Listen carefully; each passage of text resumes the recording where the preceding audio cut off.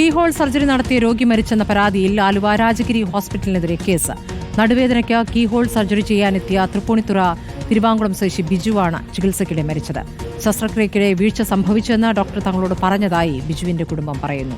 എന്നാൽ ബിജുവിന് സാധ്യമായ എല്ലാ ചികിത്സയും നൽകിയിരുന്നുവെന്നാണ് രാജഗിരി ആശുപത്രി വാർത്താക്കുറിപ്പിലൂടെ അറിയിക്കുന്നത്.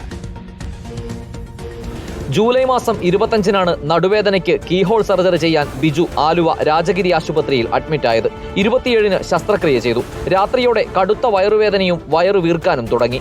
സ്കാൻ ചെയ്യുന്നതിനു പകരം ഡോക്ടർ ഗ്യാസിന്റെ ഗുളിക നൽകിയെന്ന് കുടുംബം. ഒരു ശസ്ത്രക്രിയയ്ക്ക് എത്തിയ ബിജുവിന് ആന്തരിക രക്തസ്രാവം തുടങ്ങിയതോടെ തുടർച്ചയായ 3 ദിവസങ്ങളിൽ ശസ്ത്രക്രിയ നടത്തി.